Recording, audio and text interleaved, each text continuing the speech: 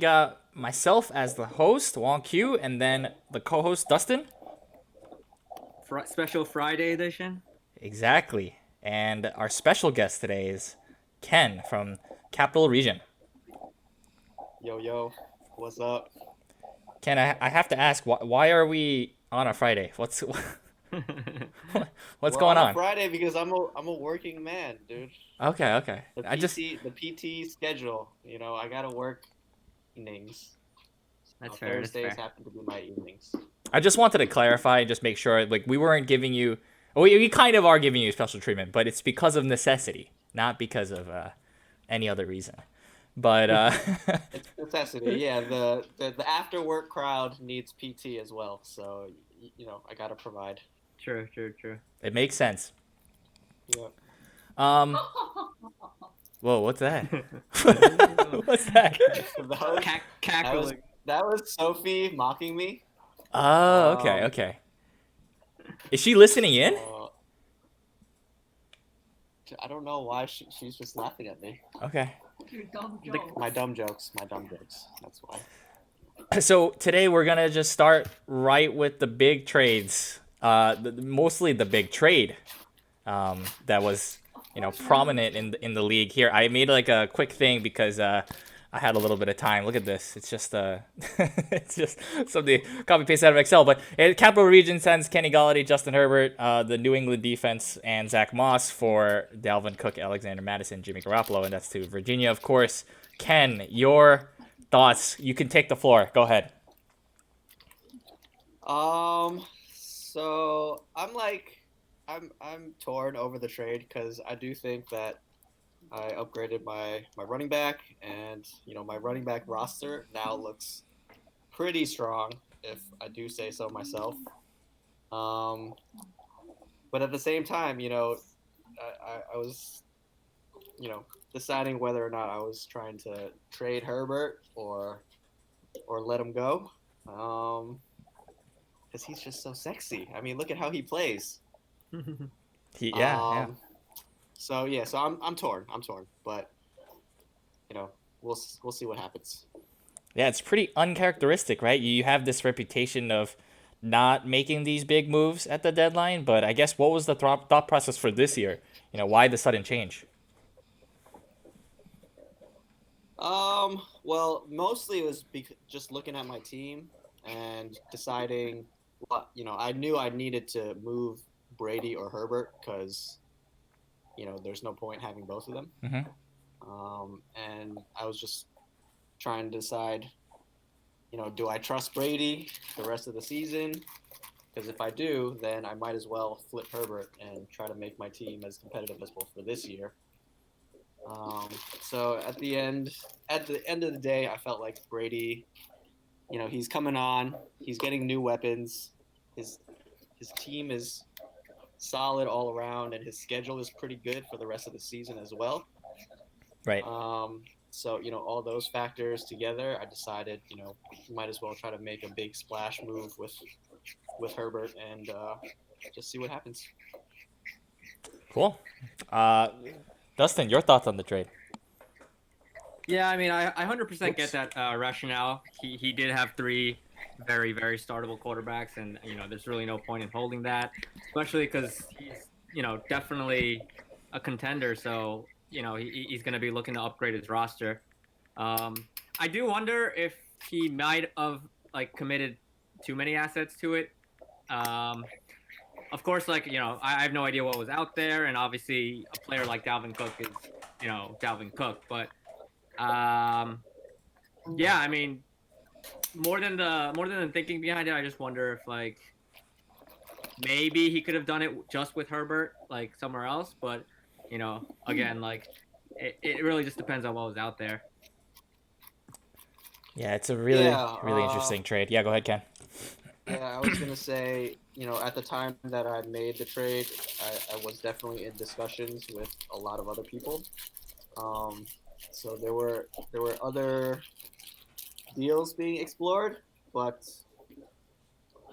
my salary cap situation, that was kind of part of the decision making process. Uh, other big name RBs are more expensive than $25. Yeah. Right. So it would have been a lot more kind of cap gymnastics if I wanted to make another trade. Sure. So possibly just like laziness on my part led me down the road for this trade. And to respond to you, Dustin, I do feel like maybe I did overcommit a little bit, and Right. without getting too much into details with Hua, there was some other trade possibilities being Yeah. discussed, hmm and it like quickly pivoted. And maybe if I had thought about it for another day, I might have tried to I don't know, change some parts of the deal. Yeah, like But negotiate down maybe a little bit. Because like I really Yeah. do Interesting. like that. I do like the trade for you in a complete vacuum. Yes, like those pieces are worth giving up for an upgrade as big as Dalvin Cook over whoever you were struggling with maybe at running back 3, like whatever. But at the same time, it's not a vacuum, and I think Virginia is actually one of probably your toughest like roadblocks to a championship. And in making a trade with them, you always, it has to be considered. Did I give him too many, too much back for him to make more trades? And like, we'll get into it later, but I think it did pave the way for him to make another trade. I think that helps him out a lot. And yeah, I like, for me, I'm only wondering, like, you upgraded your team with like a +2, but maybe Virginia was able to get like a +6 or a +8, and maybe now you guys are pretty close in terms of like how strong your teams are on paper than maybe before. And since you're the ones giving up the keepers, like you have a lot more to lose here, I think, which is probably the one thing I would worry about. But like if you thought like that was a trade that was going to complete your team, you can't really worry too much about other teams getting better, because like Hua would have probably found a way to get better regardless, like whether it was from your team or not.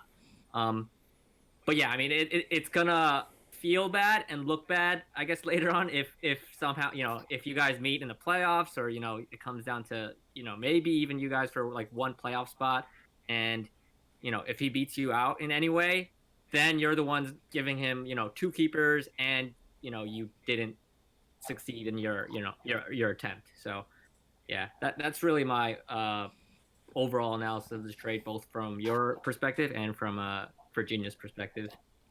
Yeah, I guess I have one more question for Ken. Are you done? Is this a trade that is going to finalize your team? It's over. It's good. Or are you done? And feel free to answer however you want. I mean, you don't have to commit right now, but just wanted your opinion. No, I don't know if I'm done or not. I mean, I have a solid roster right now, I would say. Okay. I got some players coming back off the IR that I think will help me Sure.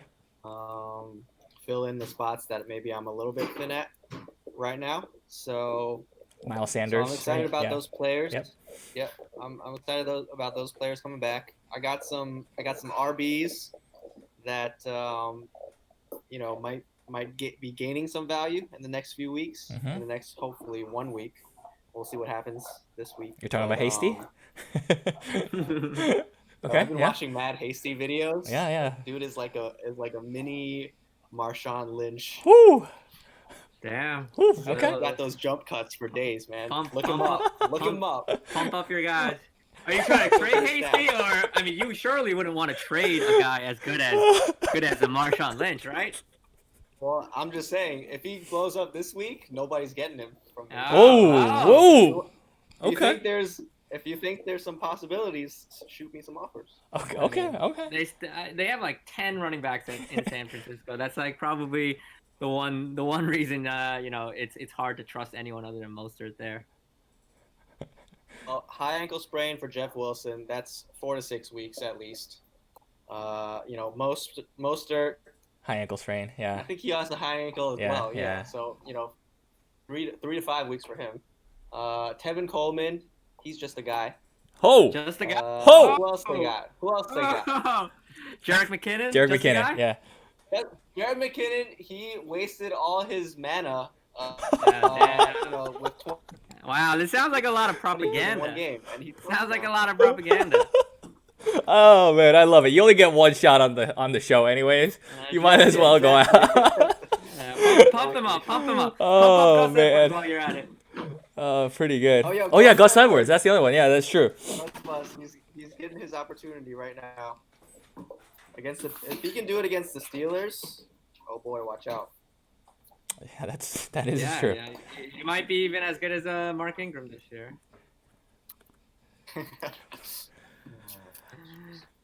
I guess from Virginia's side. I feel yeah, good go ahead. about my team, but definitely sad about Herbert. Really like him, and I mean, Hua's gonna have a squad these next Yeah, Hua's definitely got a coming squad. years. So Yeah. I was just about to say. yeah, y'all better watch out for him. He's restocked, refueled. Now, he takes a little bit of the pressure off of himself now, right? He's got these keepers he can rely on if he doesn't make the playoffs, if he doesn't win the whole season this year. He's got the Galladay. That's awesome, amazing. Probably one of the best keepers in the league, I think. And then Justin Herbert looks like a star. I mean, he is still really young, which is a good thing. Could be a bad thing. Who knows? But I think he has a lot of potential. So really good trade for both sides, honestly.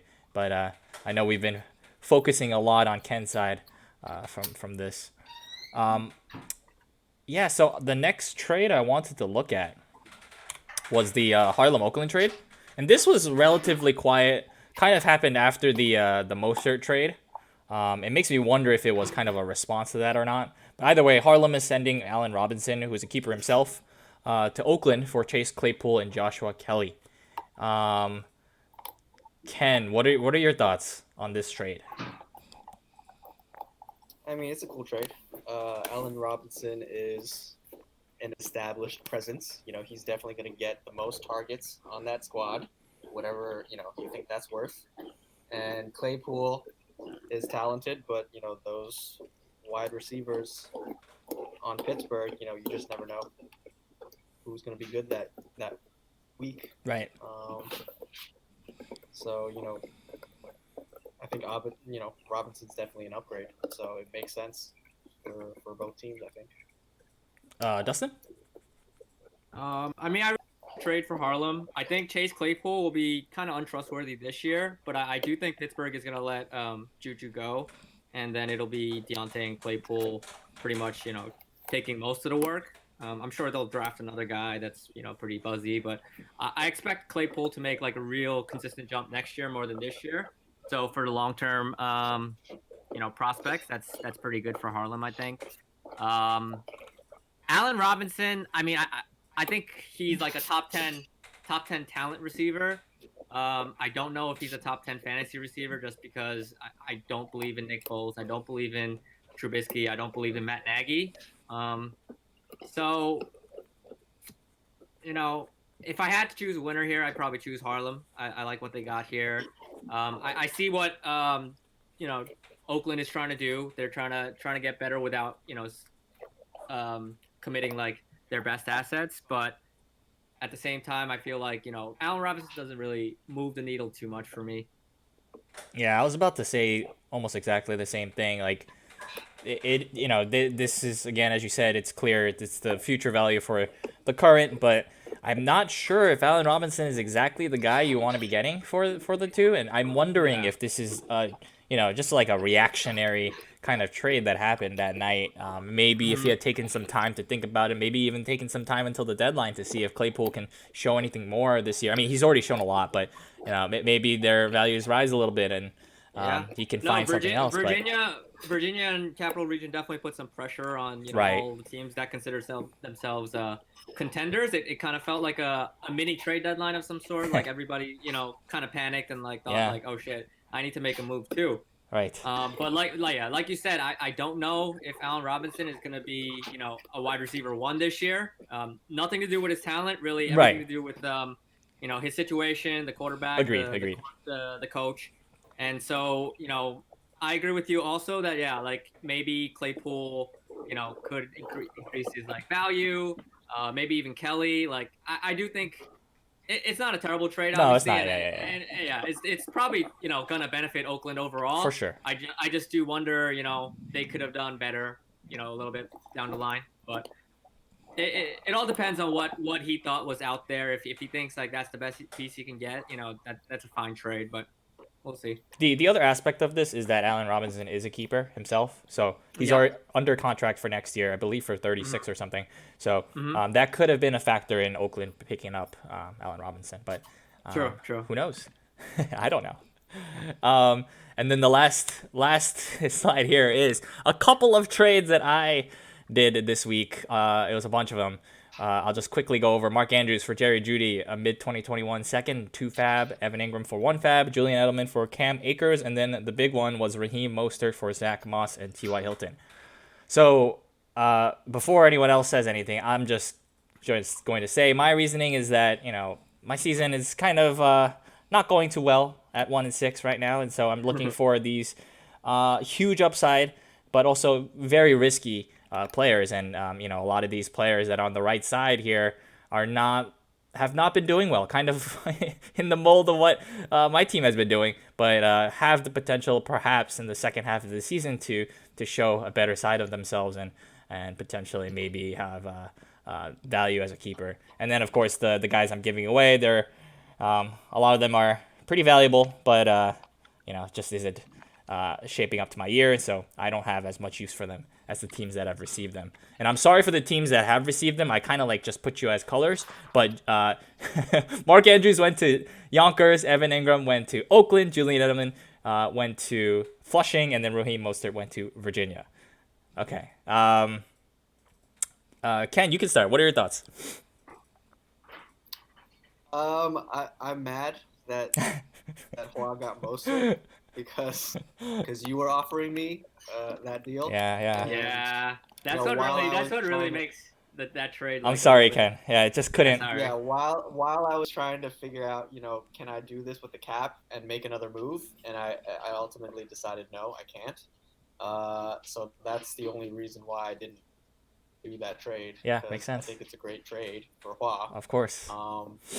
Wait, Ken, you Zach couldn't get Moss- it. Ken, you couldn't get it to work with like Zach Moss and like Hasty for Mostert, or was that like already too much? It's over by 1.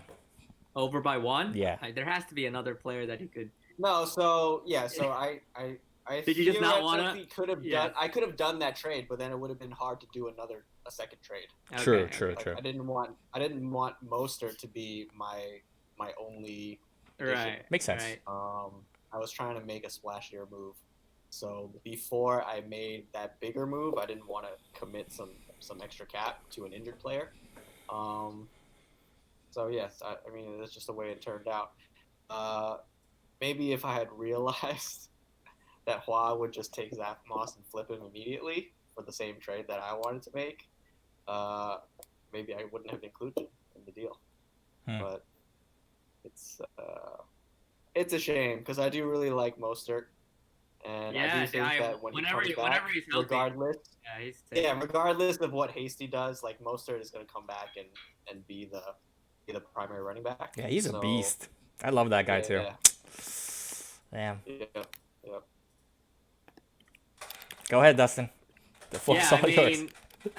I just want to talk about it from Virginia's perspective real quick. Like, Yeah. if you think about how much mileage he got out of Dalvin Cook, he basically got a wide receiver 1-ish, right? In Galladay, also a sick keeper. A QB 1 with also keeper value in Justin Herbert, especially because, he had like, Andy Dalton and Jimmy G like behind him. So that's a huge upgrade. And he got Mostert back for Cook, which obviously is a downgrade, but, not as huge of a downgrade as those two other upgrades are. And he's getting great keeper value for the future. So, like, at this point, like, anything can happen for Virginia. Like, this whole team could fall apart this year, and then, like, he misses playoffs. And he still comes out ahead because he got, two pretty good keepers for the future. And I don't even think that's what's going to happen just because, like, the wide receiver upgrade from, T.Y. Hilton to Kenny Galladay, huge. And the quarterback upgrade from Andy Dalton or Jimmy G to Justin Herbert, also huge, right? I just think Virginia has played it really well so far. They knew exactly what trade to line up with the other to make those two deals in combination. Just really, really impressive. Like set of moves, especially like together. Like if it was just one, then it'd be like, oh yeah, like solid upgrade. But like the fact that he was able to pull them off, you know, kind of like together, like it just makes his roster look so much better going forward. Yeah, it's kind of crazy what he did. Just a crazy transformation. He gets better now. He gets better for the future. Yeah, I It's mean, it's yeah, amazing. that's what every fantasy player like dreams of, like a trade where you pick up, long term value and make your team better. And I don't think he made his team better a little bit. I think his team made significant strides, mostly because his weaknesses were at positions that happen to be what the keepers are. Sure. Yeah. Yeah. But yeah, I QB, mean, wide receiver. Yeah.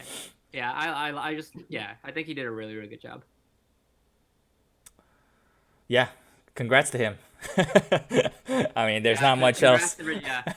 Not much else to say for Virginia. I think. Yeah. I think. Ken, I think you Fantastic. should congratulate Virginia on air. No, I already congratulated him in. Yeah, privately. but yeah. Oh, privately. Because Okay. even Okay. when I was making the trade, I was like, okay, like this trade may work out, for me this year, but definitely future value. Obviously, Yeah. up a lot. Right. So yeah, I congratulated him already on his Burrow and Herbert Whew. dynasty. Yeah. Whew. Dynasty. Yeah. The Hua So dynasty. I better try to fucking win this year. Yeah. I mean, yeah. All you gotta do is win. Yeah, I think yes, you improved your team enough where I would probably even put you the favorite on paper, but Virginia is right there now with all the trades they did make. So Wow. Insane. Just insane. So yeah, that's all for my little slideshow here. I'm going to go to the scoring from last week, and I think we can skip over your team, Ken. Sorry, since we already talked about it. yeah, we just basically discussed what. But you did face Harlem, and this was a rematch of some ill-fated matchups of last year, where Yeah. you lost to some. Just honestly, it was some bullshit. I mean, I think even Harlem could say that's some BS when you get 60 points from a Harlem defense. doesn't think so. Okay. Anyways, it was a very unfortunate loss for you. But how did it feel this time to come out on the winning side against Harlem? And I think you can take some time to describe Harlem's team for this year as well, Ken. Wait, Harlem's team what are we talking about right now? Sorry. Your matchup, like how did it feel? How did it feel to win, first of all, and then also last week. Yeah. Last week. We're going over last week stuff. I mean, obviously, it was fantastic to watch Lockett just go off. Oh right. That's how you did it. Yeah. Any special meaning? Because like you lost to them last year with that crazy defense explosion. Like, yeah, well, like out of all the L's I took last season, yeah, that's was the one that sticks out in my mind. That's the one I remember. I think I lost by 2. I think I lost by 2 points. Yeah, it was close. And, yeah, that was a pretty close one. So it did feel good to win. I prayed to the fantasy gods for 3 touchdowns from Tyler Lockett right before the game. It worked. And what do you know? They answered my prayers. So. He also got 200 yards. I don't know if you asked for that too, but that's insane. And 15 receptions. Yeah, that's insane. A little cackling. I hear a little cackling. Oh, there it is. Yeah. Did you cackle in real life as that game was happening? Oh, absolutely. Absolutely. Was it after the second touchdown or after, what point of the game did you think you were like actually like, oh my god, like? I guess you couldn't cackle too loud because he had players going the next day, so you had to keep it. I couldn't cackle too loud, but I did turn on the game after I saw that he had 2 touchdowns. Oh damn! And I did catch the 3rd touchdown. Nice. Which was cackle. Yeah. It was a great catch too. That was pretty good. Yeah, it was an insane catch on 4th down. Oh my god. Yeah, that was pretty sick. So, I mean, it's pretty good. It's been pretty good. Happy to take down Diaz. Diaz is always, him and Kimmel, they always put up a fight. Even though they're also kind of negative about their team most of the time, but they're always lurking, and they're always ready to take me down with some random ass players, or some random ass defenses. But yeah, happy to be able to pull it out. Yeah, it was crazy. Devonte Adams went crazy in that matchup with 37. But then the big thing for Harlem was DK Metcalf, like in the same game. And he almost had that touchdown at the end. I mean, it probably didn't matter, right? You won by 30, Yeah, but yeah, they won, but yeah. oh man, that game was tragic for them. Dustin, your thoughts on the matchup and Harlem's team?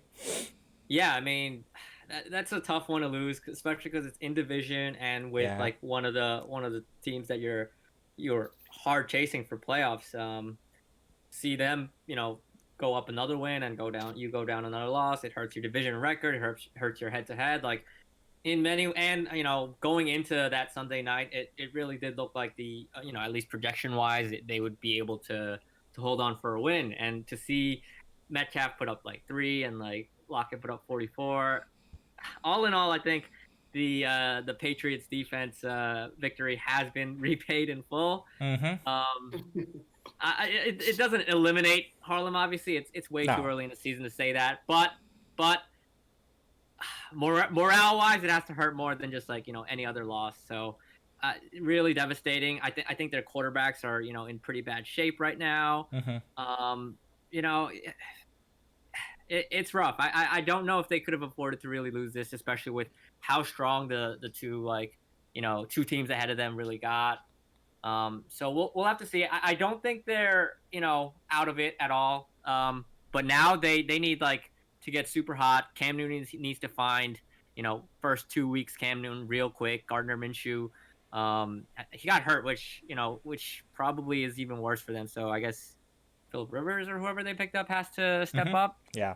Right. So I Rivers. mean, yeah, it's not it's not looking great, honestly. If you really have to gauge the temperature of the room in Harlem right now, I imagine they're feeling pretty down about their chances. But I would say last year, like I thought they weren't gonna drag it into the playoffs, but they did.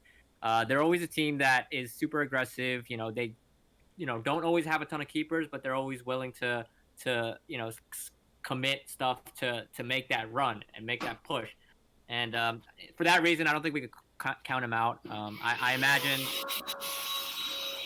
Whoa, what's going on there? I imagine what's they'll going they'll on make there? some they'll make some Oh, upgrades. okay. Okay. But yeah, I imagine they'll still try to push forward, even if they might not make a full push now. But I still think they'll try to make some trades to improve their team too. Yeah, I guess my one thing would be they got CMC, their savior, their Lord and Savior coming. CMC coming back, maybe that can help. Mm-hmm. But yeah, I mean the biggest issue is that QB. Yeah. CMC doesn't play QB. Yeah, he That's plays running back and wide receiver. He plays but- everything else. He plays I- everything else. But Yeah. he doesn't So play QB. I do want to point out something I kind of had a problem with, like when they traded for CMC. So the problem is that CMC is so goddamn expensive. So if Harlan considers themselves sellers, which they're 3-4 right now, and the teams ahead of them just got a lot stronger. So if they do consider themselves sellers, CMC is really not a movable player. Like that was that's really the one problem I had with the trade when they made it.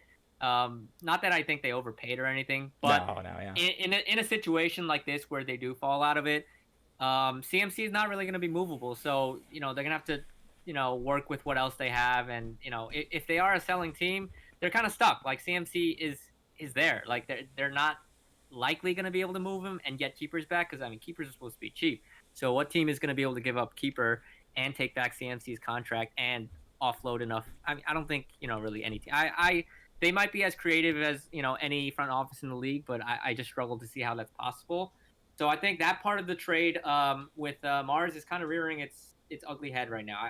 I don't know if they've had any discussions about moving CMC, or even if they're planning on selling. But if they are, I do think that's kind of just stuck there. Well, there is one player that's over $100, and maybe there that could be considered an upgrade. But I'm just saying that's probably the only team that could do it. I can say that would probably be an upgrade. So yeah, I mean, I don't know. We'll see. We'll see how it goes. I think Dustin would agree. Yeah, but I don't like the cap space it's not like $5 difference. Like No, yeah, it's 20 or something. 20 is like 20 is like a sizable amount. So even for me, like I would be the only one to like think about it. But yeah I Just Also with saying. my yeah, while I was saying like with Mike Davis looking, pretty decent, like that's not going to take away too much from CMC, but it is something that I would Sure. be worried about needing to own just because CMC is coming back from injury. He could get re-injured, whatever. And like, yeah, like Mike Davis himself is $20 because he cost a lot in off waivers. So like, I mean, I can't acquire that combo, certainly not, and I don't Certainly know how not. safe. Yeah, I don't know how safe I would feel, just taking back one and giving up a sick, keeper. I mean, the one would be CMC, but like also giving up a keeper for that. So, I mean, they can move it, but I would not be looking to attach any major, positive like keeper value to it. Okay. Well, that's we heard it here. Week 8. Um, let's go to Yonkers LIC, and Yonkers was the team that came out with the Hamilton this week with the Mm-hmm. 193. Really impressive showing, I think, from this team, and just looking at the roster, to me it looks like one of the strongest rosters in the league. But I guess as a question for you, Ken, if you look at the Yonkers team right now, do you think this is a playoff bound team? What is their record right now? Let's see. I think they're 3-4. 3 and 4. 3 and 4. Yeah, I mean, See, I like Wonky, they didn't get Wonky. any crazy numbers from their kickers or their defense, and they put up 193. Yeah. You know, it's like Wentz. Everybody makes fun of Wentz, but Yeah, he had a I guess really he good does it game. for the Giants every game. Yeah, But he's he did good have a really good game. in fantasy. Yeah. Yeah, he puts up numbers, and like Gurley, he's quietly having a really good season. I mean, who knows if he could keep it up? Um, but I think he has like the most touchdowns out of all the running backs. Yeah, he has. So his Um, three last games, yards per carry is 2.4, 2.7, and 2.6. But then he also has like 40 points in those games. So like Whew. over 3 games. So that's solid production for how little yards per carry he gets. It's all touchdowns. He Yeah, gets it though. yeah, but he gets it. Yeah, and Atlanta usually, I mean, for all their faults, their offense is like pretty decent at least. So he's always in line for like a touchdown, every game it seems like. Yeah, it's crazy. And I guess he didn't want to score the last touchdown, but That's also I guess true. it's okay for fantasy. And then even in the one game that we saw last night, I mean, I believe he scored.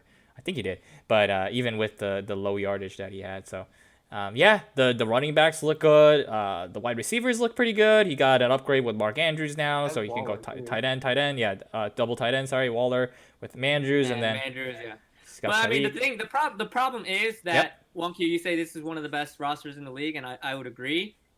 But it's still like the fourth or fifth best roster, right? Hmm. And they have 4 teams ahead of them in the standings, and two of those teams got a lot stronger, So you're right that this is a very good team, and they just won the Hamilton, so obviously they can beat anyone. Yep. But it's not just about them winning these games down the line. They have to either be perfect, which is really hard with the schedule that I mean, every week it's so hard against so many good teams, and or one of the teams ahead of them are going to have to slip up, which with the records that they have ahead of them, it's going to be a little bit hard.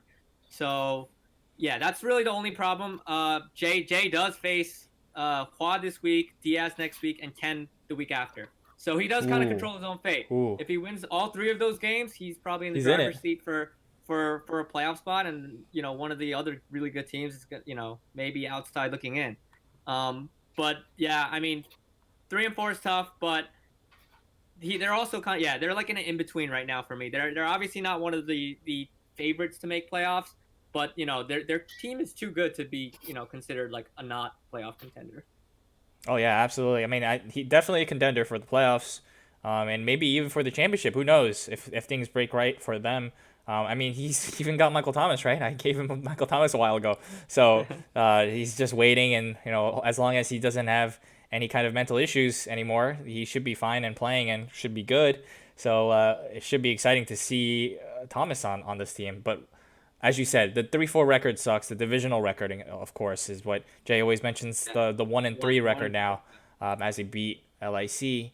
It's gonna be an upward climb here, so it's gonna be tough.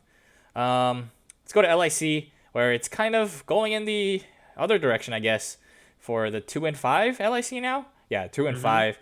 I guess is this a sign for doom for the season, or what's the direction here, Dustin, for I mean, LIC? yeah, I mean, I don't see them as a playoff contender. I would at this point, I do think that they can. I mean, they're a team team with like a manager that's capable of fixing faults. But I don't think he'll be able to fix enough for this team to recover in time to make playoffs. But last year they were also 2-5 at this point, and then they did fix their team enough to finish 5-8, and then they got to the consolation bracket, which I think has to be their success condition for this year. If they do make the consolation bracket again and maybe even win this year instead of coming up just short, I think they have to consider it a successful season considering what point they're at right now. Yeah, Ken, what do you think about LIC's fate this season? Yeah, I mean, I think the issue is his best players are injured, Yeah, and they also happen to be his prize keepers. So that's not really a good way to start off your season. Um, but yeah, let's. And I don't know. I'm looking at his team in terms of pieces that he could potentially trade away to bolster his features. I don't know. I guess he has Julio, but he's kind of.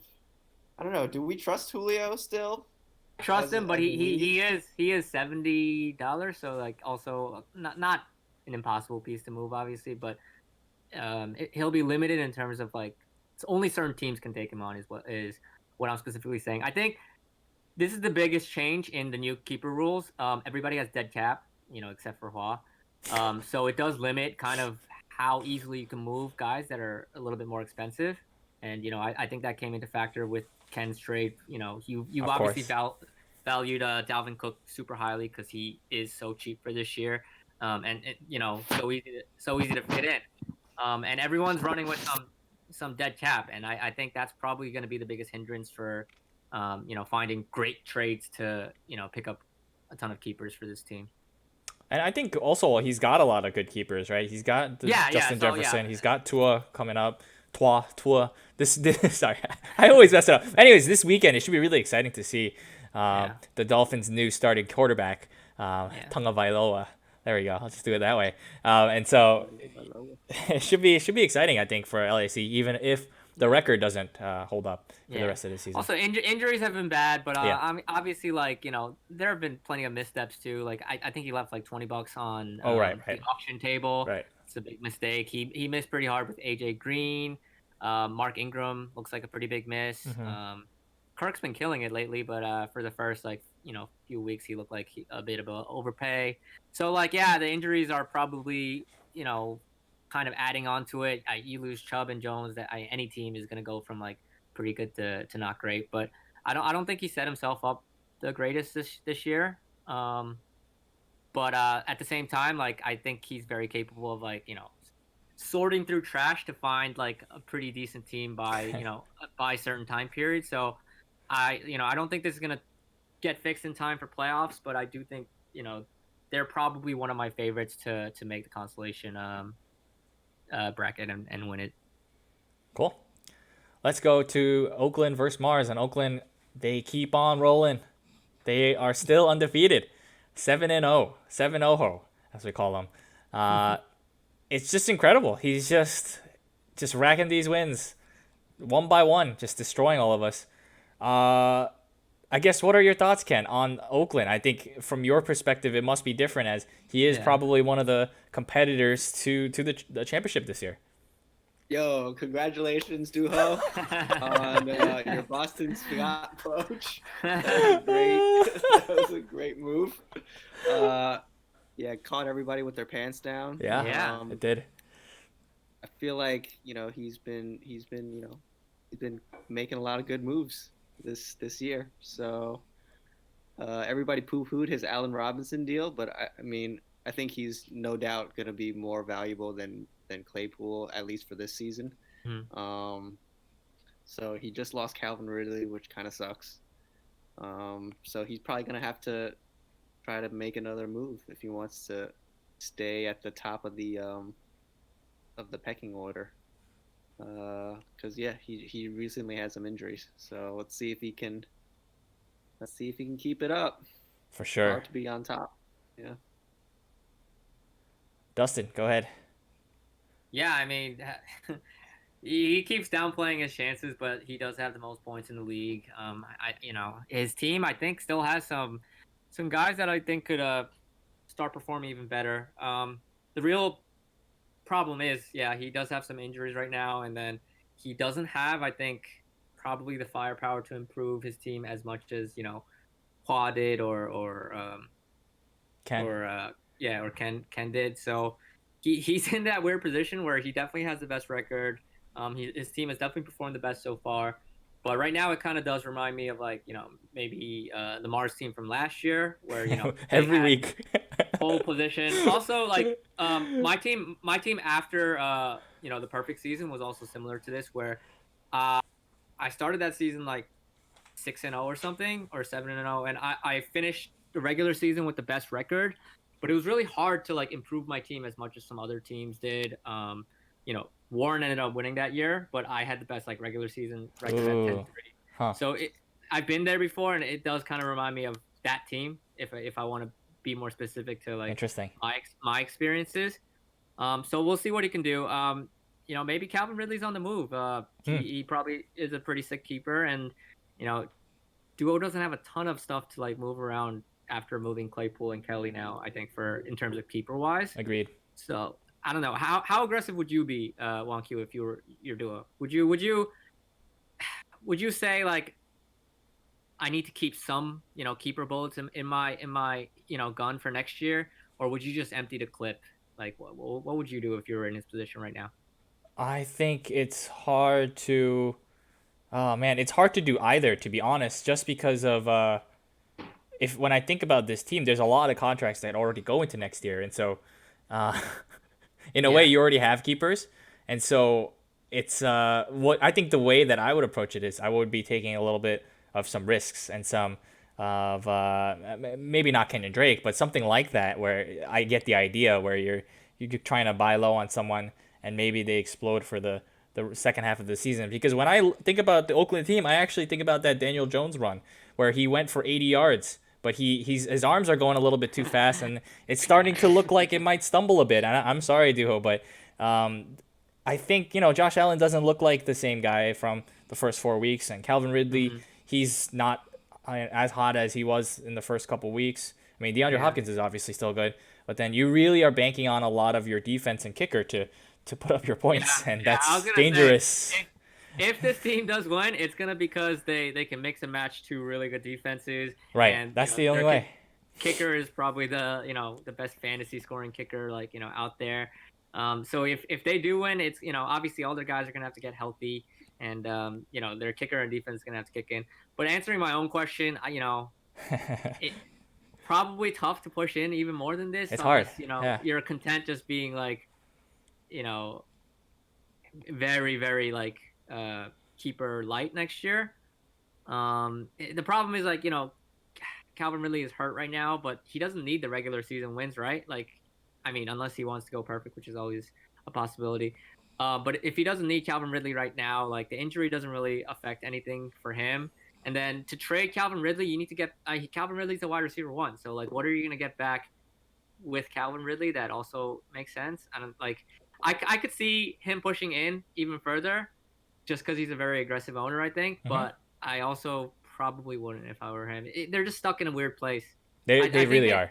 Yeah. Yeah, I think the Claypool trade was a kind of half and half trade, like a trade where they get back enough keeper value for next year, where it's not like completely leaving yourself empty.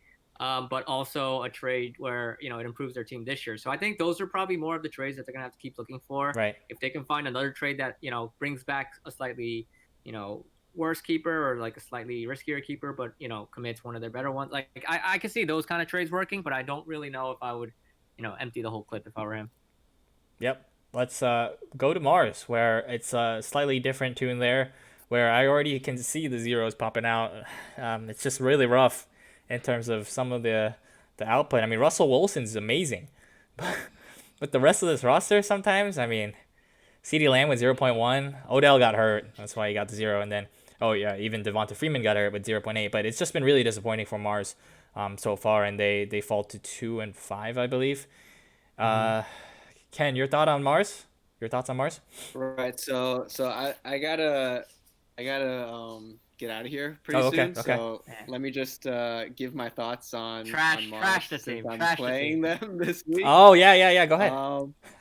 Yeah. So yo, congratulations on the Curtis Samuel pickup. Oh, Which right. $2. I think I bid $1. So Oh, I damn. $2. Damn. So yo, good job. Good managerial move right there.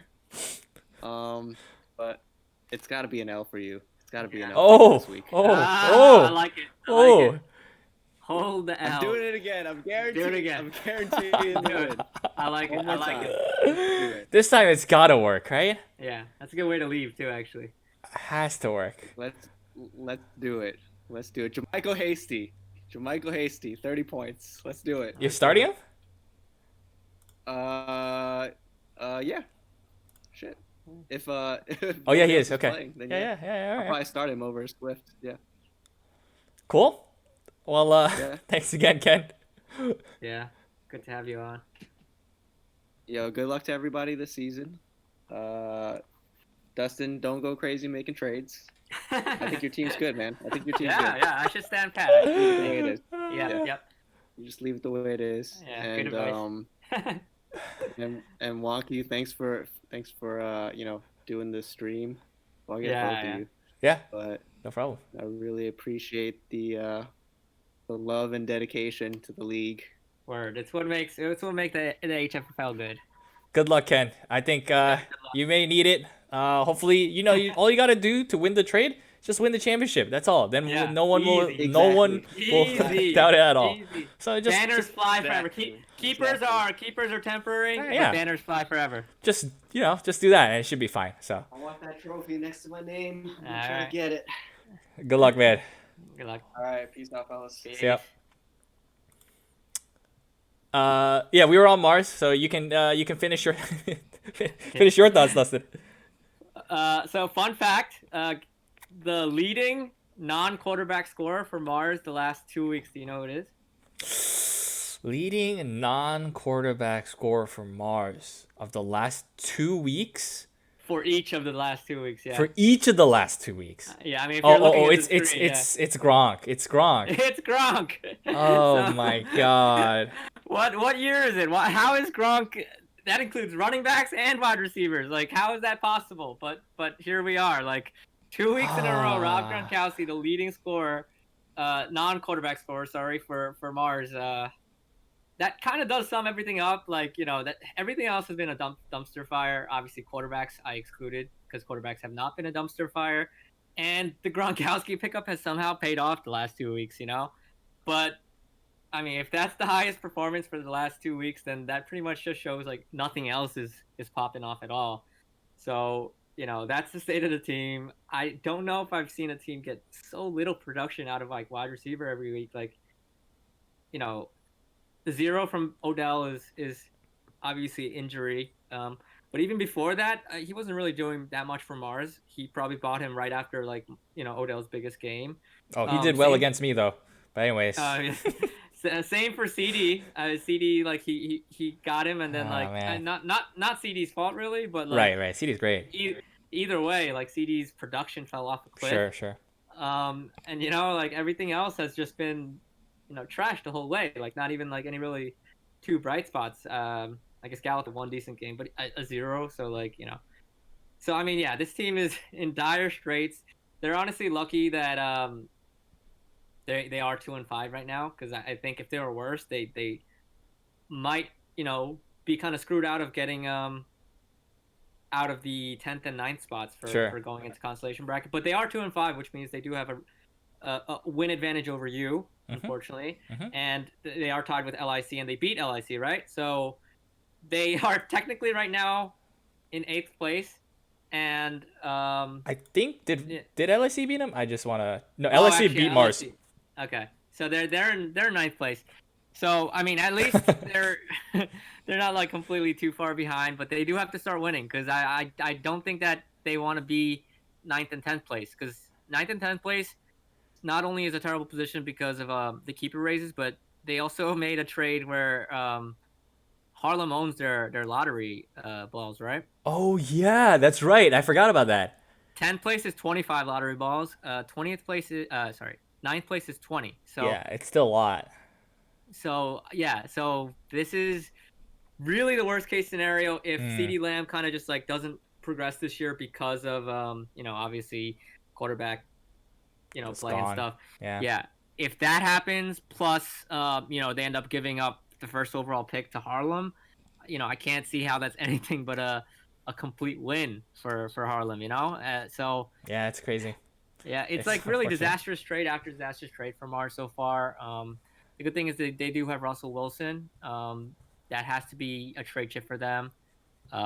Obviously, Russell Wilson is playing out of his mind, so I'm pretty sure they can get something really good back for him. Right. But yeah, they do need to start making pickups like Rob Gronkowski and Curtis Samuel, guys that contribute. Because like, no matter how rough of a position your team is in, you shouldn't be getting this many zeros. Like this many zeros is completely uncompetitive. Like in a league where any team can beat any team, if your team is getting zeros out, you can't even beat like bad teams. So they need to fix their roster with guys that are going to start putting up points. I think the Jarvis Landry trade, which we didn't really mention, Oh yeah, right. is I yeah, forgot. it's a good example of that though. Like a guy that's not gonna put up zeros. If Curtis Samuel is that guy going forward for them, like if they involve him, I think Curtis Samuel had a few decent games in a row. So maybe Not this is terrible. like Right. yeah. So maybe this is like another good pickup for them that they found. And Gronkowski looks like he's been useful. So like this is kind of what Warren did last year from 2-5. They just kept sorting through trash until they found guys that were like pretty useful, and then his team ended up getting good and healthy enough where they made it to the consolation final. So I think Mars has to do the same thing. They just need to keep churning through free agent trash, slight trade trash where people are trying to like dump stuff and hope to find the right guys by that time. Right. I think if I were to just tell John anything that because we do a lot of talking in the Discord and I know I'm part of the crew as well where I kind of like make fun of a lot of the players and it's honestly because there just hasn't been that much production and also it's I'm also struggling as well so it's just for me to Yeah, let it no, no. out When vent you a suck, little yeah, bit when you suck, but you get saltier, you get bitter, you get a little. I mean, in a fun but way, but it's also just like, yeah, if I suck, you suck too. Fuck yeah, yeah, you. exactly. But either way, I think John, you made some good moves, but I wish you stuck with them. Like the Antonio Brown move. I know some people were making fun of you. I forget if I was among them, but you had him early. You had him for $1. You had this, and then he gets dropped, and he's now on another team for a lot more than $1. So, The only problem I had with it, I said it then. I do think yeah, I did say I did think Antonio Brown should be picked up at some point in the year, but that point was just so early where you're missing out on so many other ad drop pickups that and he's not IRable, like you can't stash him really in with the rules that we have. sure, sure. So I was just saying like at best he gets off suspension like week 8, so why not just wait till like week 6 5, but he did in like week 2 or 3, so like But I think maybe 3. I'm sure John knew that he had the 8 game suspension, and he had to wait, and Right, potentially right, there's a yeah. keeper there, I was and I was all these questioning the thoughts for timing. right, right, Yeah, right, right. But if he had it early, just hold on. I mean, even if we make fun of him now, he would be laughing at all of us about, and he would be writing Antonio Brown's season every other day or something now. But we don't hear about it at all because he's not on his roster. But I think don't tilt. I'm with you. I understand.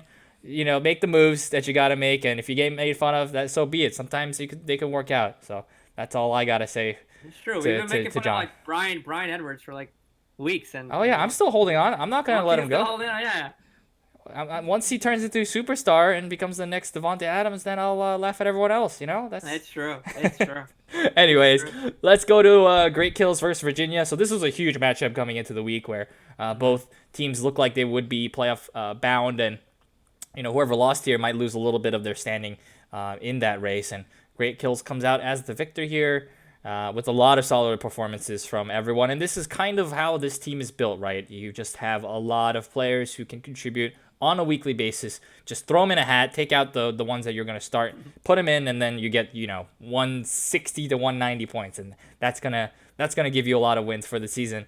Um, yeah, I mean, I think the team is pretty good. As I said last week, there are some things that are trending downwards, but at the same time, you're getting so much production from a lot of people, and you could always slot in other guys, and of course, also some boom performances. This is just going to be a good year for you. And then, as everyone has been telling you, please don't consolidate these guys into into a beastly starting lineup. Yeah. But what are you and Matt thinking about doing with the roster, and how are you guys feeling right now? Uh, yeah. So we are kind of being patient. Maybe too patient, but like we did kind of explore deals for some of the pieces that did move already, but like it didn't either fit or like it wasn't what we needed exactly. Mm-hmm. So we did think about like panicking to like make a trade right up after that. But I actually like do want to see if some of these assets even mature a little bit more. Maybe T Higgins, if he keeps doing this, like Yeah, yeah. could raise his keeper value. Like like one way is to do it like Duo did, and just go like right after, and like move Claypool, and for him it does make sense because Claypool is dealing with you know more boom bust because of like who's healthy around him and like what his pecking order position is and stuff. But for us, like we do have ideas in mind, but it's also like we're trying to make the right move, not the I'll first move move. or like Right. not the earliest move. So yeah, I mean, we're definitely gonna have some big trades coming up, I think. But I also think partially like the depth is probably our advantage. So even if we do make trades, I do expect to have great depth. It seems silly to rely on something like this, but with COVID, like and injuries and stuff, like I do think like if COVID cancels a game, in week 14 or something, like we would be pretty well covered, whereas some teams might, not be. So I think even with trades to consolidate, we are still looking. It is like a core strategy of ours this year to just have, a decent number of guys that we feel comfortable starting every week. Makes sense. Yeah. Yeah, it totally does make sense. But uh, the window is closing in terms of the deadline coming up, and maybe at the same time as you hope for some of these guys' value going up, maybe they go down too. So uh, that's me being on the fence. But in any case, you never know, and so it's going to be interesting. I haven't put myself in your shoes yet, but I wonder what I would do. Like, this is a tough situation, and honestly, I don't know. Now that I'm thinking about it, I think I might be just content with what there is. Honestly, there's just a lot of talent anyway. So, um, uh, but it's up to you. Obviously, you can make your moves or not. Let's go to Virginia. This lineup here is not going to be the same. There's No, a not at lot, a all. lot of changes. A lot of sexy moves here, and get out of the way. Andy Dalton, get this crap out of here. Only 2 points. Look at this. I bet none of the teammates here defended Andy Dalton. I'm sorry. Yeah, I won't make that analogy. But in any case, the team is a lot better, even though they lost this week. And I think just a little bit with Wall, like it takes a lot of pressure off. I think that helps him a lot in terms of thinking about the season, thinking about fantasy football in general. Regardless of what happens, regardless of these losses, he's got a great future to look at.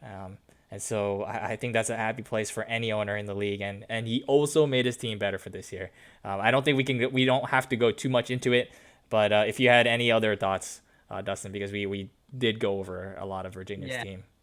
I will say, they are the 4-3 team right now because they Mm-hmm. just lost this game, whereas the other teams are 5-2 or 7-0. So if a team does miss playoffs, even though this is like a very very strong team on paper, it could be Virginia just because you know banked wins are banked wins. Wins are already in the bank, right? Those count, right? So like even if Virginia is the best team the rest of the way, they need to be the best team by a margin, making up for the one game behind they are, and they lost a tiebreak to Great Kills, and so if a team they might miss playoffs, but with the trades they made, like how can you even be mad? They picked up Yeah, you great can't. keepers for the Yeah. future.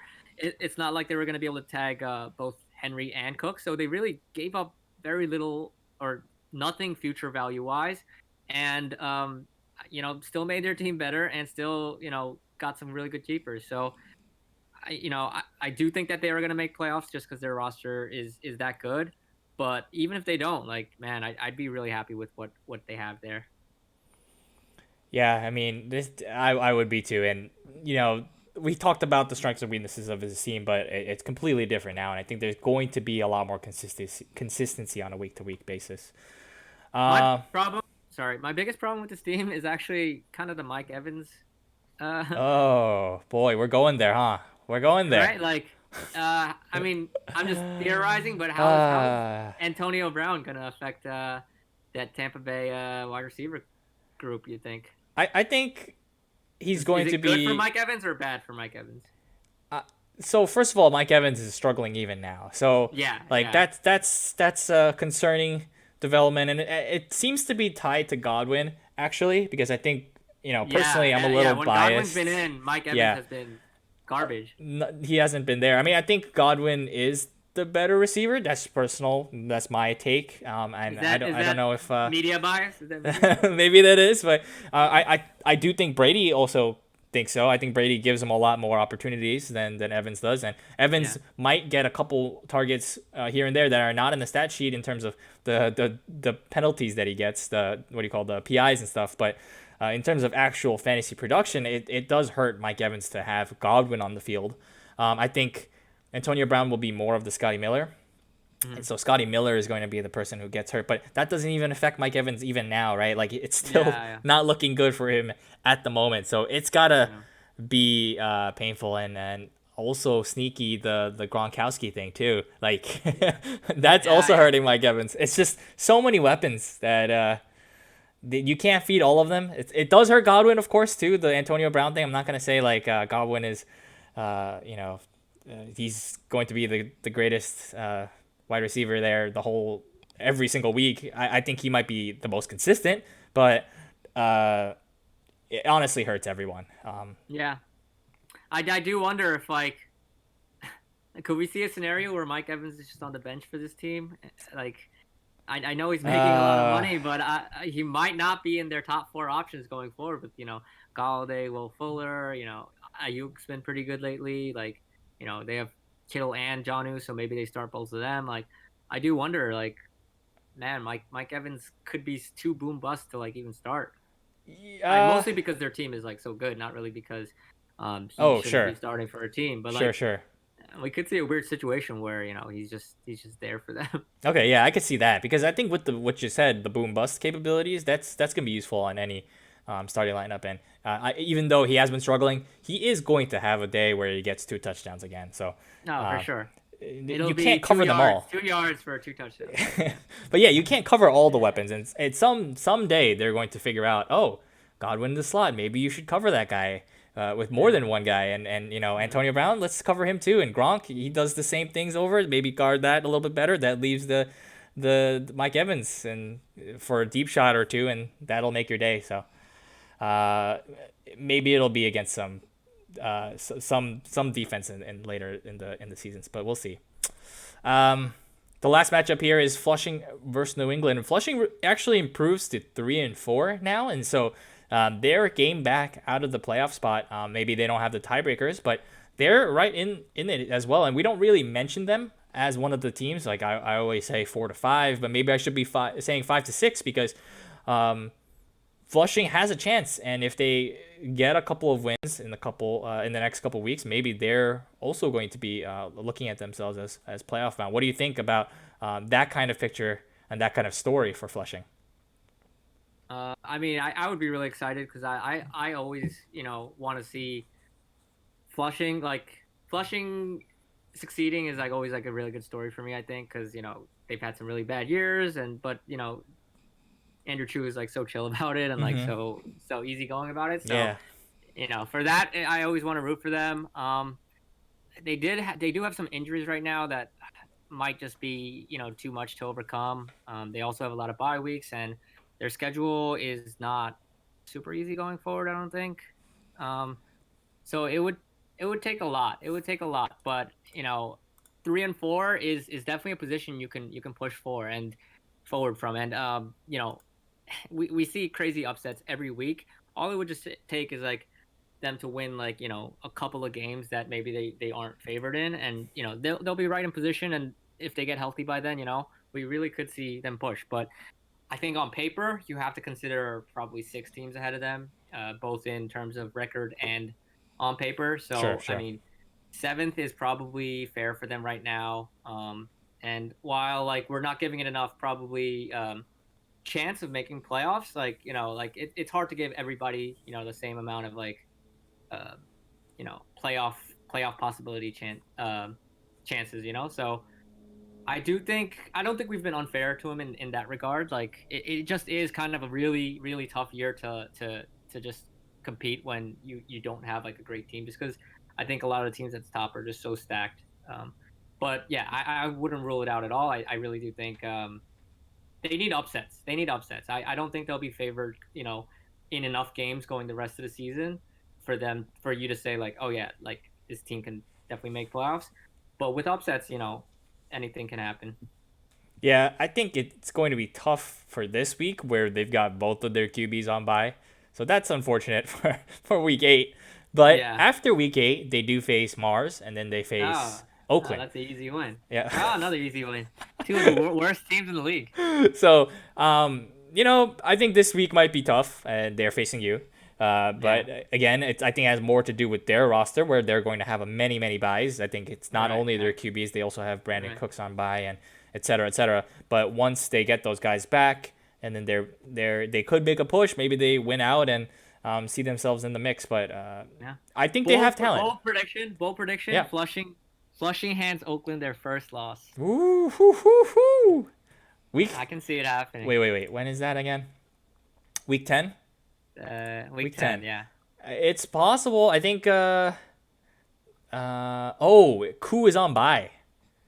There it Ah! is. There it is. All right, 100, I'm locking Ridley and Koo on by. Ridley That's and Koo. like all of Oakland's team. I feel even better about my bet after hearing who they're facing, or hearing who's on bye. Yeah. Because Duo's gonna have to keep Koo on his bench again probably, and then Yeah, that's gonna mess him up. yeah, it's gonna mess him up. We'll see. The last Yeah, team. so if Go ahead. Flushing can go 2-1 in the next 3 games, whether that's upsetting me or upsetting Oakland or whatever, then yeah, I think you really at that point I will be like, oh shit, this is a very possible playoff team. Yeah, 5 and But 5. right now, Mhm. yeah, right now on paper, like it doesn't look like it would be that easy for them. So we'll just keep them where they are right now. Sure, but their win did look pretty convincing, and I think they have a lot of talent with Kyler Murray. Looks really good, and fantasy-wise, he's been amazing. So it should be interesting to see how Flushing will build upon this.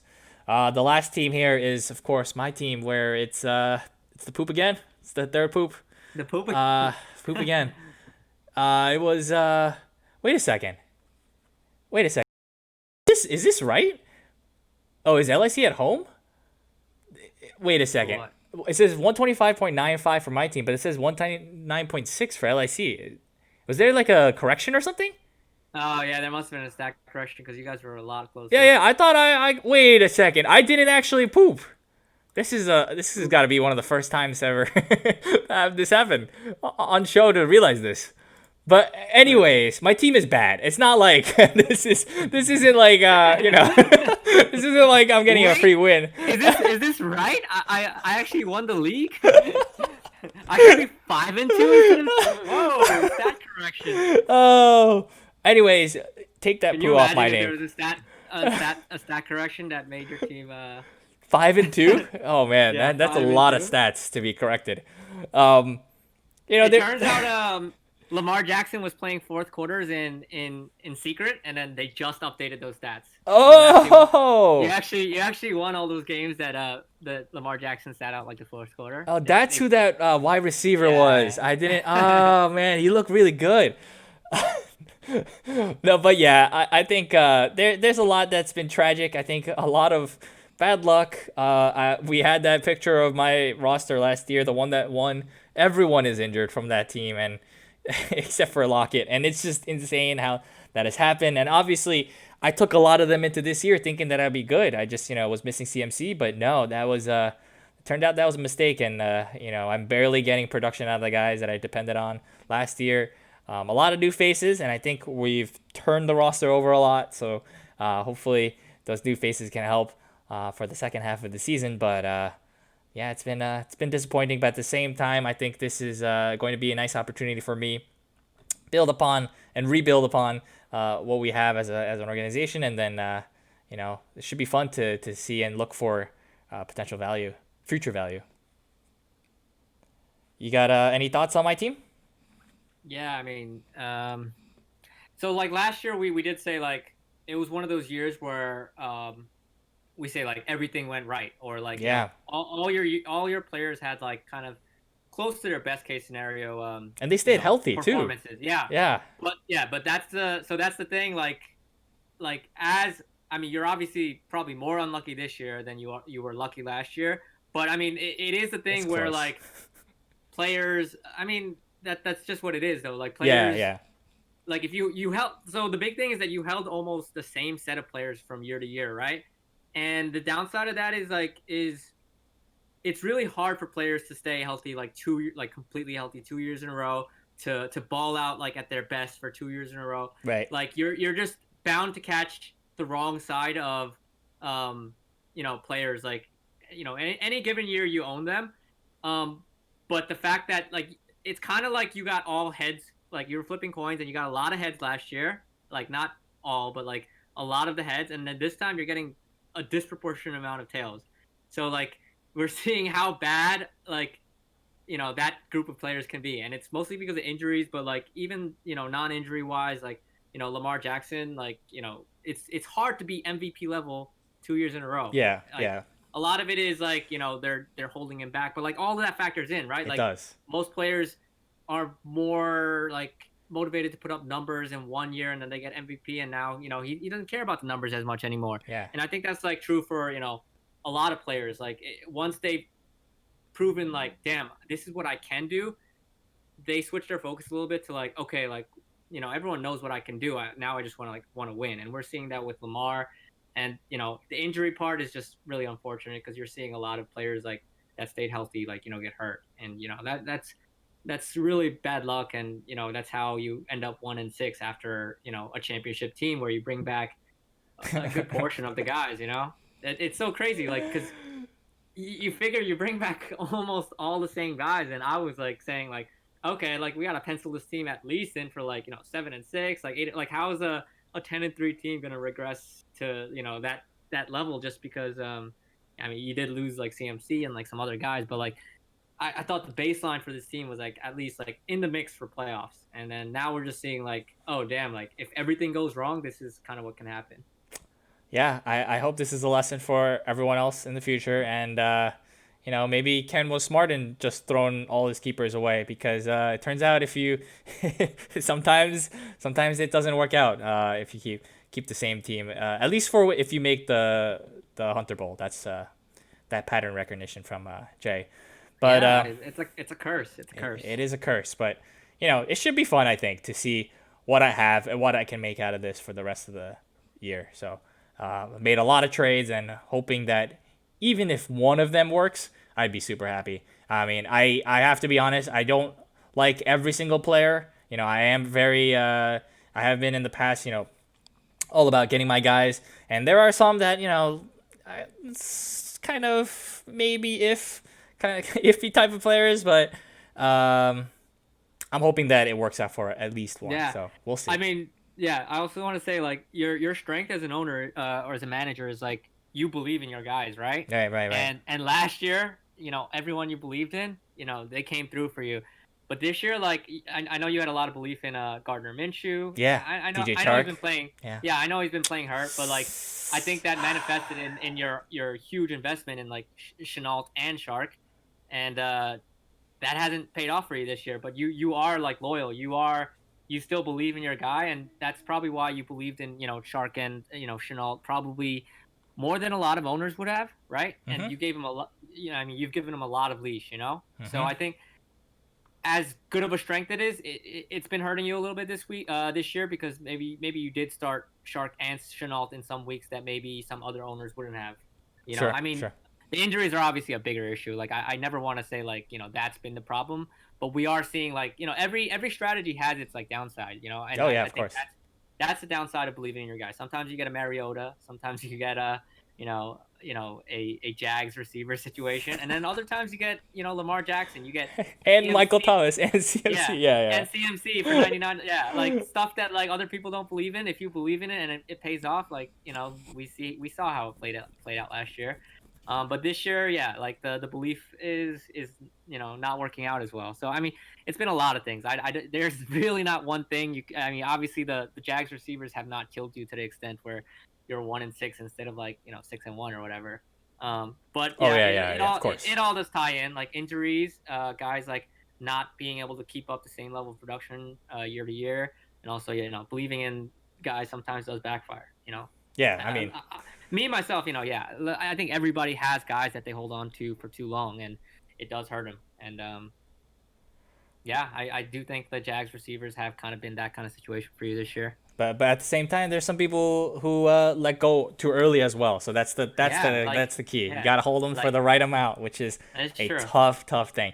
Yeah, like Patrick Mahomes, Aaron Yeah. Jones. Oh man, I wasn't gonna name names, but in any Yeah. case, I'm gonna take a look at the free agent pickups. I think Mhm. since I don't want to go too long here, Yep, yep. there's not too many players. I think, Yeah, but a lot of people are tapped out on, or not tapped out, but like much lower on free agent budget. So we're not yeah, seeing yeah. as many splashes, Plus the and like quality of yeah, players, the there's not quality of many. players is definitely down. But if there was Uh, anything that stood out to you, Dustin, uh, um, go ahead. Nelson Aguilar has been quietly kind of good for like the last 3 weeks. 12.4 points, 13.7 points, 18.7 points. I know he has a lot of drops. It doesn't look that pretty, but he's getting targets. He's getting valuable targets in an offense that's pretty good. So I think for $2, that's a really solid pickup. Um, Yeah, I mean, I think he is good too, but he's going to be pushed aside when Brian Edwards comes back, and it's gonna be the Brian Edwards show. So that's true. it's That's true. to me that's a waste. But That is a waste. go That's ahead, two go fab ahead, down. go ahead, man. um, let's see. Yeah, I mean, it's hard to say what else is like The super the guy that super stood out for amazing. me, I really like this was the Marcus Johnson, and I was thinking about picking him up, and if it wasn't Mhm. for Pittman being dropped, I would have Mhm. targeted Marcus Johnson pretty heavily. I think he is showing something. He's not someone who is highly drafted, and probably not many people know of him, but he's fast. He's really fast, and It's so funny that you highlighted him, because he's the guy that I mentioned to John to pick up, because I unfortunately have such. I know, like, it sounds so like complain, like humble bragging, but like my roster just has so much depth that like oh, here it is. I hate not being able to play Here it waivers is. every week. Like, who do I drop? So I actually told John, pick up Marcus Johnson. I think he's very underrated. Like Very underrated.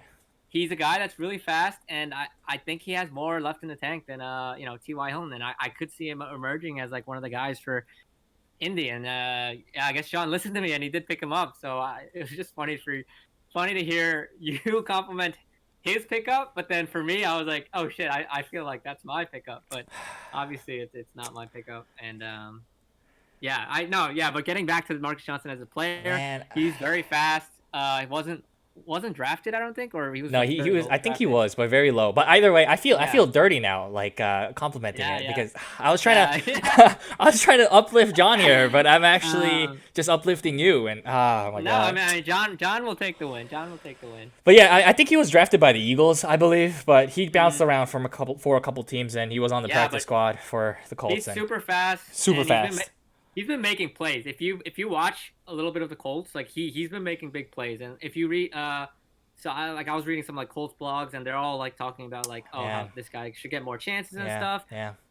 But yeah, Michael Pittman coming back is an issue. That T.Y. is an Hilton issue. That's true. is still there, so I wouldn't hype it up too much. But I do think that's a really good like dart throw that you pick up and see if if his role grows, because he's been making plays. And fans of like the Colts remember like a guy that makes plays, and like that's how you get in the good graces of the coach, and like that's how you end up breaking out. So Yeah, and some of these balls that he's catching, they're not just the ones where it's over your shoulder. He's high pointing some. yeah, He's yeah, getting some yeah, contested catches. So I think that's a lot of promise for someone who's going yeah, to be the downfield threat for that offense. And we all complain about Rivers and how sucky he is, but I mean maybe there is a little bit to the fact that they're lacking a lot of talent at the wide receiver position. And so with someone like Marcus Johnson stepping in and being really effective downfield, it could be pretty good for the Colts. So I liked it a lot, and I feel dirty now. But and also Curtis Samuel, we all saw yesterday what he yeah, did. yeah. So. We have to mention that one. I did not, I Oh, okay. didn't. This wasn't you. Okay, okay, good. Okay,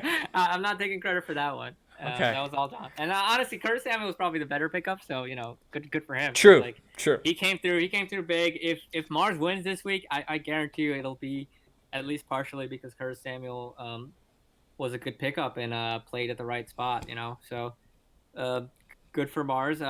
That's two Mars pickups that we kind of like. Anything else? I picked up said Michael Pittman Jr. because Yeah, I uh, actually I had a bid on Michael Pittman too. I it's just we're gonna see what sticks, and maybe he does something, maybe he doesn't, but we're in evaluation mode. We're picking up Yeah. the young talent, Oh, and should be good. We'll see. yeah. I actually do like that pickup a lot. It's kind of like a T Higgins pickup where, you know, he hasn't done anything yet, and you don't even know like what his role is Yeah, going to we have no be. idea. Um, but you know what the draft capital was that took the Colts to get Sure, Michael Pittman Jr. sure. And I knew what the draft capital was for T. Like those guys are gonna get chances. So if for you, I mean, it doesn't matter for you if he doesn't produce right away, but you have to think eventually, he's part of their plans unless I mean, he's gonna get shots. Like even he'll get every chance to fail before he fails. For you, that's like a guaranteed like guy that you can get a good evaluation period on. Hmm. Marcus Johnson could be buried in the depth chart for because like they didn't invest a lot in it. They don't have to like see what they have with him. But Michael Pittman, yeah, he's gonna get chances until it's obvious that he sucks or obvious that he just can't stay healthy or obvious that he's garbage, right? So to just pick him up and be able to go through that evaluation period just like the team is, like I think that's really good strategy for rebuilding teams like maybe what you are right now. Yep, and another guy along those lines is Donovan People. I guess he doesn't have the draft capital, but he's another Not the draft young player. capital. Yeah, Yeah, he's he's a young talented. player. He's a young player that's going to get a lot of chances, and his Yeah, draft capital was low, but at super low.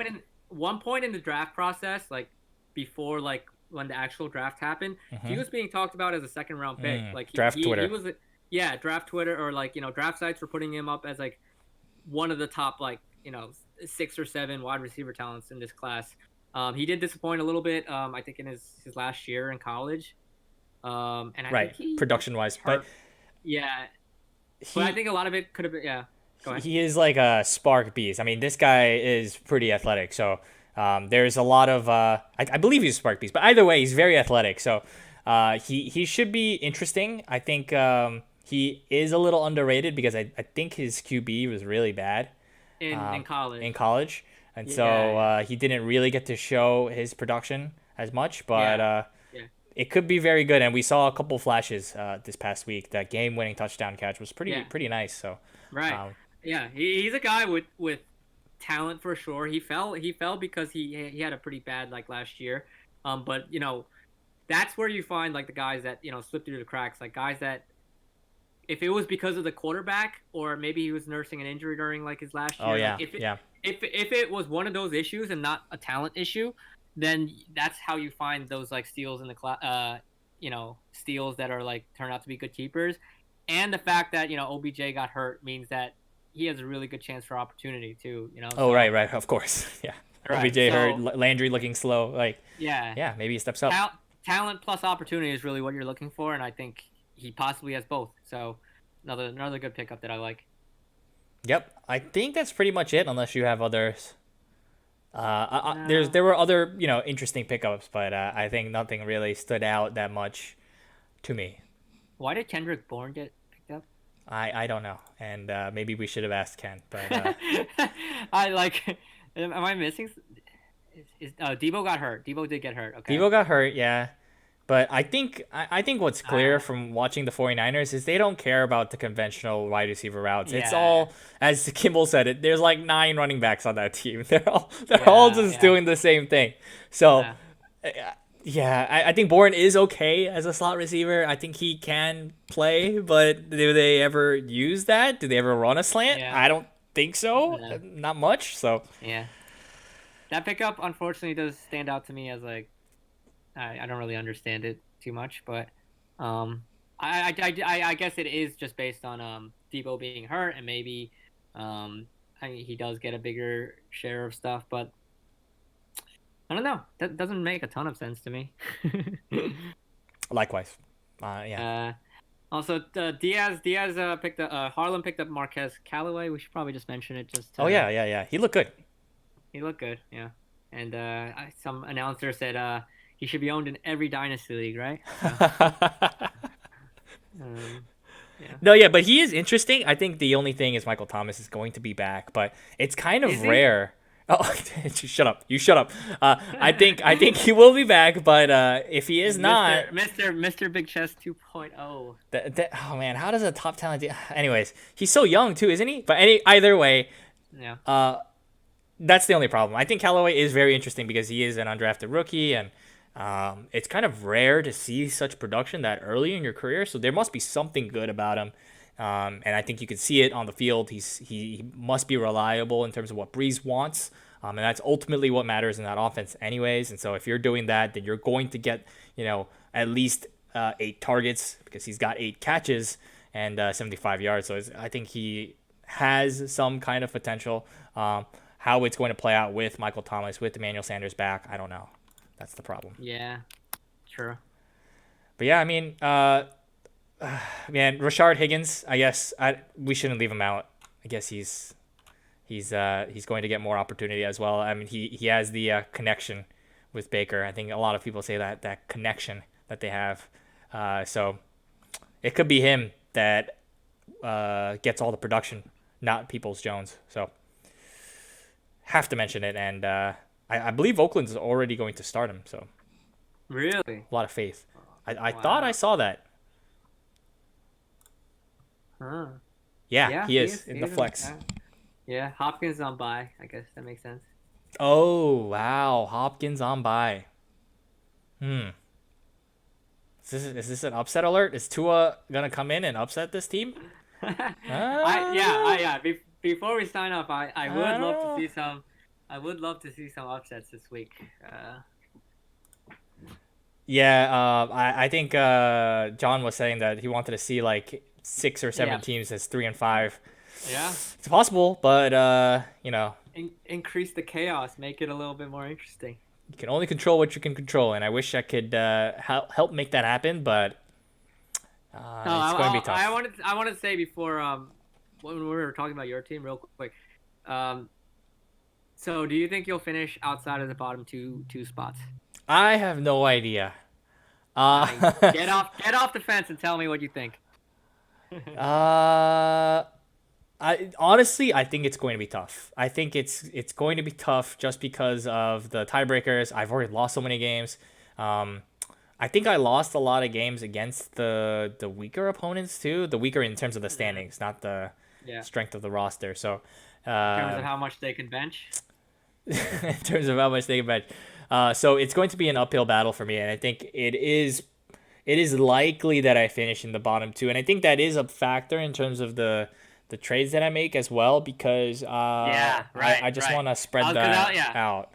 I was gonna say if it's looking very unlikely for you to even get into those top four seeds of the constellation bracket, that's like a situation where you do go more risky with your trades, and that's what I'm doing. So like because I was gonna say with like the Mostert trade, like if you thought you were gonna make constellation bracket pretty easily, then I would have probably just kept Mostert rather than trade for Zach Moss. Sure.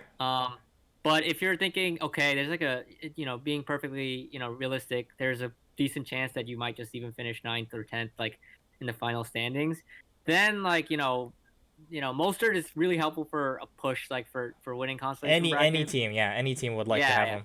Right. But since for you maybe it's a little bit less likely, then you're like, okay, like Zach Moss is worth taking a shot on over hoping that I somehow finish outside of the bottom two, and then I also have a good run. Like at that point, the even marginal like prospects are kind of like attractive to you, which yeah, I think that ties into like the reasoning for some of your trades and how they Yeah, look with that plus context. if he was healthy, I would definitely hold on to him. But Moss is healthy. I can potentially even start him this week if I wanted to, and so True. that It might helps get you me. out of the bottom two spots too. Yeah, I So need these risky players who can play for me now, and so Mostert's a great player. I love him too. Obviously, I bid the highest on him for the auction draft, so I believe I'm the highest on him. But either way, it just wasn't meant to be, and I would have loved to hold on to him for the playoff push or those late week pushes. But it just I need the help now.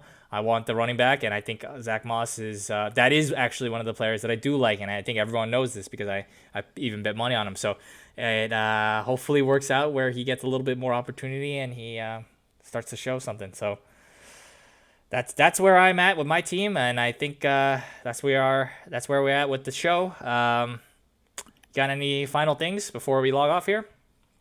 no, I mean, yeah, I think we're in a very interesting part of the season. So we'll see how stuff plays out. There's like I think 11 or 12 days till trade deadline. Mm-hmm. So I'm sure we'll see some pretty interesting moves, even if maybe we've seen the biggest ones already. Yeah, it's gonna be exciting to see. There's probably going to be even more, especially the results of this week. So, looking forward to that, and we'll be back on our usual time on Thursday. Don't know about who the guest is yet, but we'll figure that out. Have we gone And through everyone? Just we've gone through everyone, so it's time for okay. some repeats, guys. Okay. And it could We be, could we could think of some themes or even have yeah, like yeah. multi guests and stuff to Oh, yeah. okay, okay, we could do that. Yeah, that'd be cool. Yeah. But yeah, thanks a lot, guys. We'll see you next time. Peace.